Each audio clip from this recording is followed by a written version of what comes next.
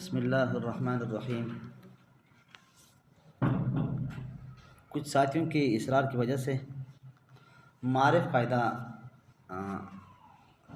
Record کرنے کی کوشش کی ہے، چونکہ میں ادارہ معرف القرآن ایوب گوٹ میں 10 سالوں سے تقریباً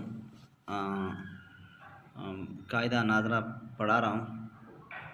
تقریباً 2014 31 اگست سے لے کر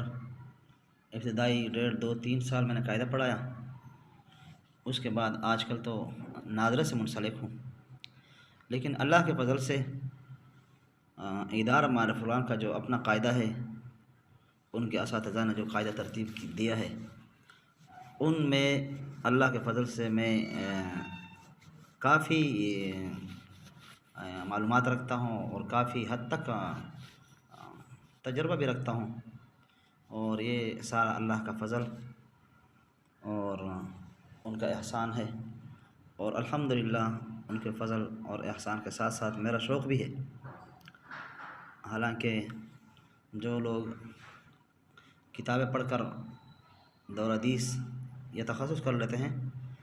وہ قاعدہ ناظرہ اگر پڑھائے بھی تو شوق سے نہیں کرتے تقریباً، لیکن اللہ کے فضل سے میں قاعدہ ناظرہ اور قرآن کریم کے ساتھ منسلک ہونے کو اللہ کا فضل بھی سمجھتا ہوں، اور بہت زیادہ ان کا احسان بھی سمجھتا ہوں، اور مجھے بہت زیادہ خوشی بھی ہے اس پہ۔ تو